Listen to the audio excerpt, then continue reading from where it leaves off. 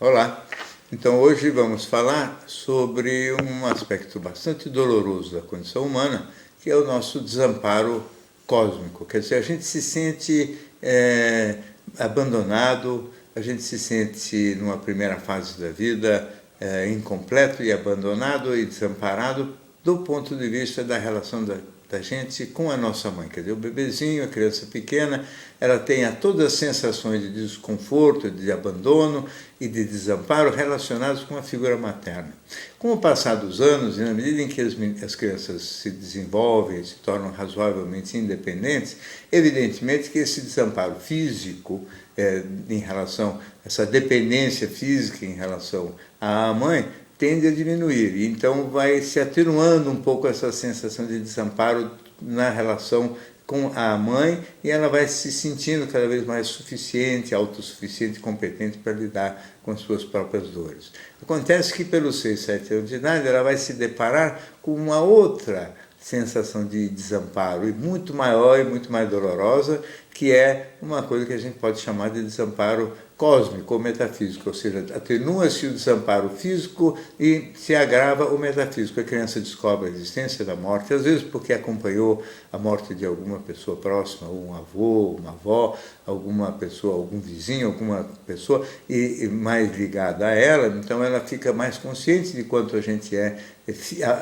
cosmicamente abandonado, como a gente, na realidade, não sabe muito bem de onde vem, para onde vai. Por mais que as explicações religiosas sejam dadas à criança, isso não faz com que ela se sinta tão reassegurada e tão serena, e além da sensação de desamparo, com o passar do tempo, na medida em que a gente sofistica a nossa inteligência, o nosso conhecimento, vai dando também uma sensação de insignificância, quer dizer, nós somos uma espécie de grãozinho de areia num universo enorme,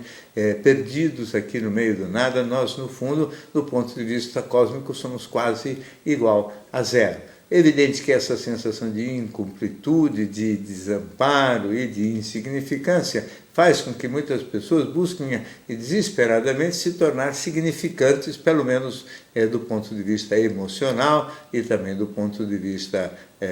social, para algumas pessoas, ou em particular no caso das relações emocionais, e para, vamos dizer assim, ser parte de um universo,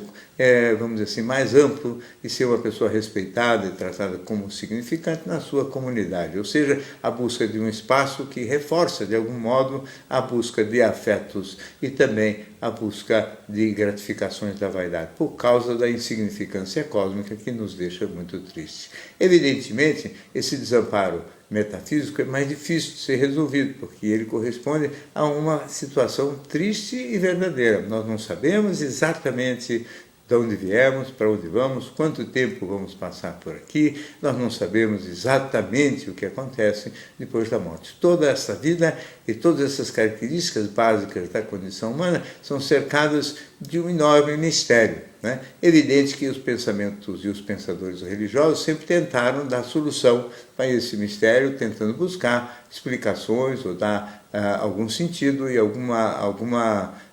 fórmula que explicasse ou que desse clareza para a resolução, pelo menos que, ainda que parcial, desse mistério. A verdade é que, independentemente desse mistério ser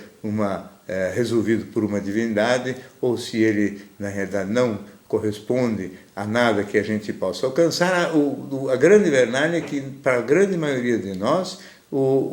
nós temos um cérebro capaz de fazer as perguntas, de onde viemos, para onde vamos, qual o destino da gente depois da morte, e não temos competência para responder essas perguntas. Isso deixa uma dor, um fundo amargo para a existência, uma certa tristeza, que leva as pessoas a buscarem sempre se entreter, se ocupar, não ficar pensando nisso, né? Tem um filósofo francês do século XVI, XVII, que é o Pascal, que era um pensador religioso, mas ele dizia que o ser humano foge dessas perguntas e dessas questões, buscando sempre se entreter. E entreter é uma palavra que ele usa muito genérica, quer dizer, ocupar-se de qualquer coisa. Entretenimento é diversão, entretenimento é trabalho também, entretenimento de alguma maneira é o uso de bebida ou outras drogas, quer dizer, apagar do pensamento, ocupar essas questões mais tristes e ocupar espaço no cérebro com outros assuntos, com outras atividades, com ações, com pensamentos, com brincadeiras, com conversas, com romances, enfim, com tudo aquilo que cada um conseguir usar como fórmula para se ocupar, para se fazer ou para transformar a sua vida em alguma coisa mais feliz. Ao mesmo tempo que esta dor do desamparo cósmico e da insignificância possa ser o fundo e o alicerce da nossa condição, provavelmente isso tem um aspecto extremamente positivo, quer dizer, além do aspecto negativo de ser fonte de sofrimento que pede entretenimento e ocupação permanente. A gente não pode, portanto, ser como o cachorro que quando não tem nada para fazer simplesmente cochila. A gente precisa de atividade e de ação o tempo todo. Na realidade, isso tem um aspecto muito positivo, que é justamente através desta ação a gente buscar e tentar avançar, aprender e construir, provavelmente, tudo aquilo que nós construímos em termos de civilização. Se não houvesse essa dor na base, se nós tivéssemos uma serenidade absoluta do ponto de vista cósmico, se a gente soubesse responder